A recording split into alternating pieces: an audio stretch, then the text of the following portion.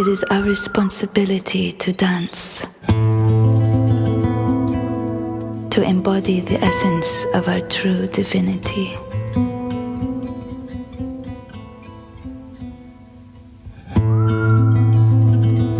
In our souls, we are all dancers, healers, singers, and creators.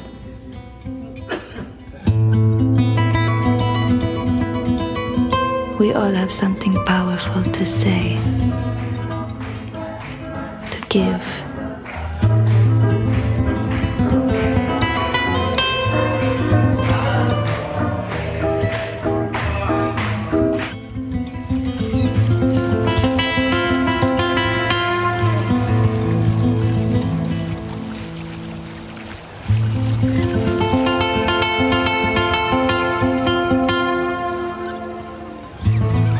When we are in tune with the rhythms of the earth,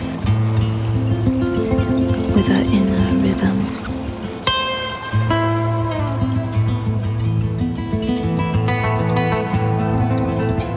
we know how to walk on the edge of time and worlds.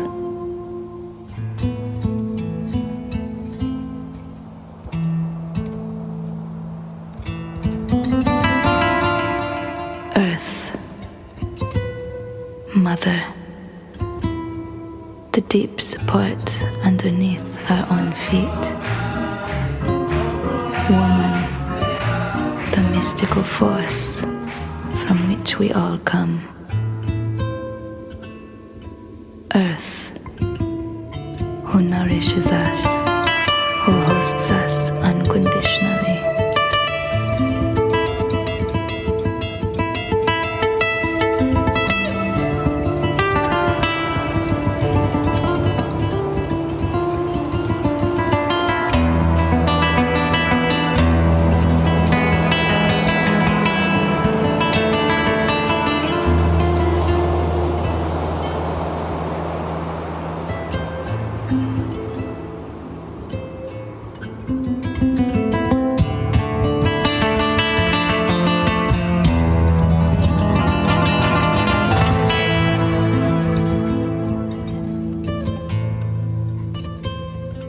Woman,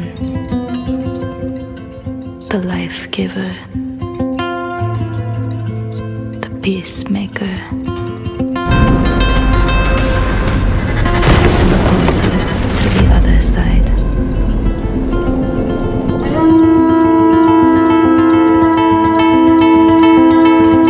As long as you are trying to make progress, you will go up. But up always implies down. So while you are trying to get better and better and better, that means that when you get to the best, you can only go on to the worst.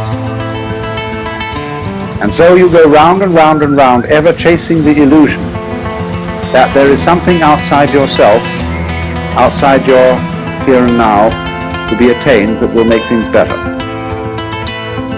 And the thing is to recover from that illusion. And discovered that running around this thing may be fun, and it may be good to run around, but if you think you're going to get something out of it, you're under illusion, because you're forever the donkey with the carrot suspended on his own halter. Now then, it goes on to say that there's only one place, one point in this wheel from which you can become, and that's here.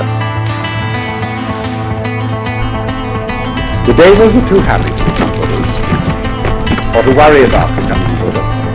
The Narakas are too miserable, the Asuras are too angry, the animals are too dumb, and the pretas too frustrated.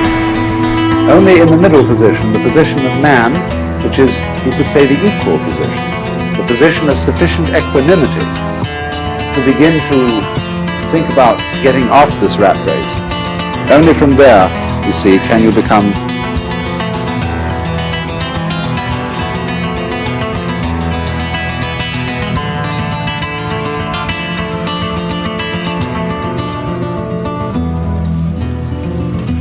either as not on the wheel at all, or as right in the middle of it. It makes no difference. And so he is just as in a way the axle point, the still point of the turning world, to use T.S. Eliot's phrase, is the unmoved center of it. unmoved mover, the primum mobile, the axle tree of the world, all sorts, the navel.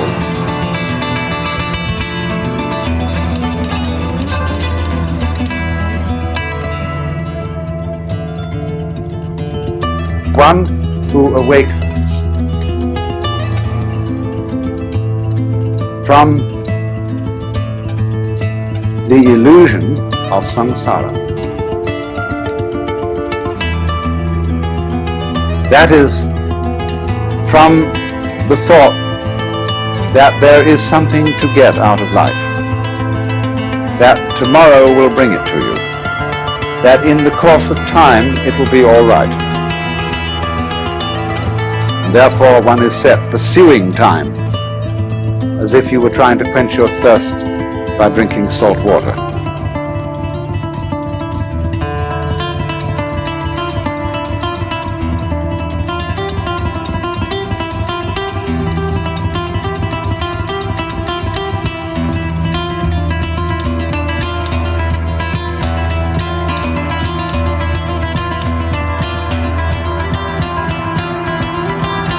And a shaman is the holy man in a culture that is still hungry.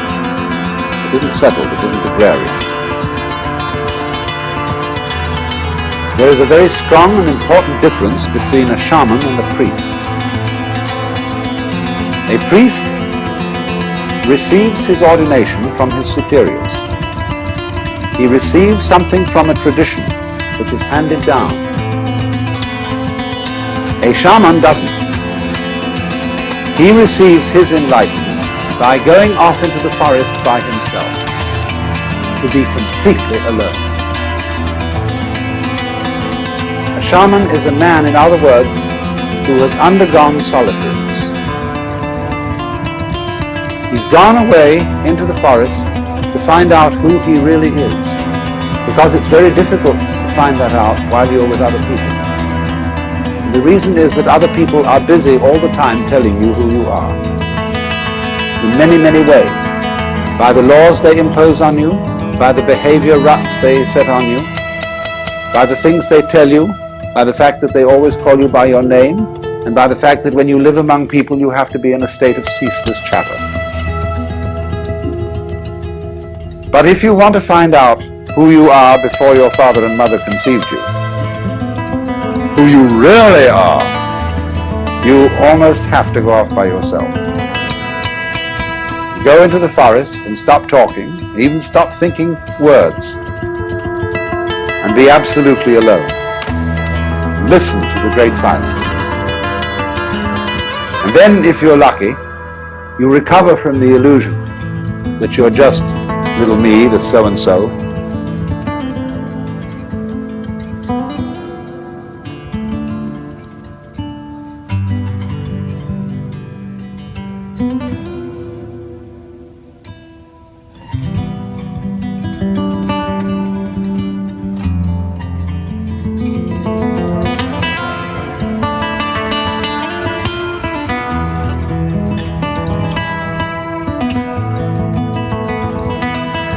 Dear beings across time and worlds, it is time for us all to return to the temple.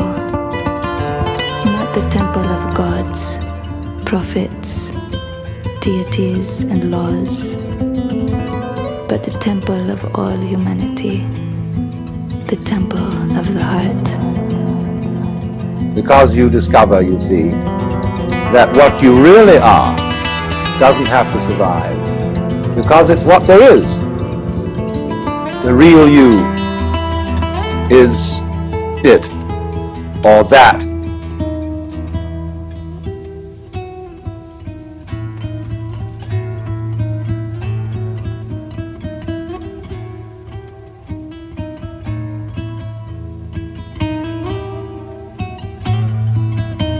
There are priests, but there is something beyond the priest.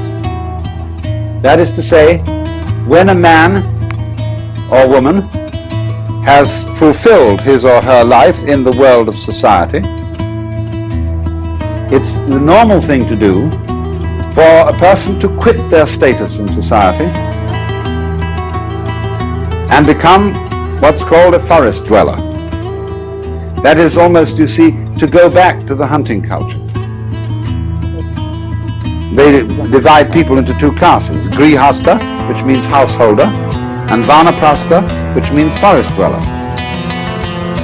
And the older people all hand over their occupations and positions to their children and enter the stage of vanaprastha, or become a shramana and go outside the stockade. I'm speaking metaphorically, they sometimes do actually, they sometimes don't, and become a nobody. They give up their name, that is to say, the label which designates who they are in terms of caste or class. They become unclassified people.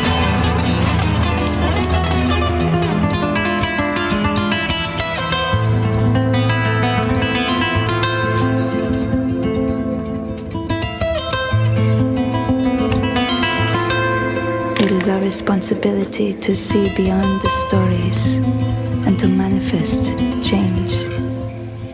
And this journey begins within each of us, each woman and each man. It is time to remember. Their navel. The navel isn't on their tummy, it's this place. The navel of the world.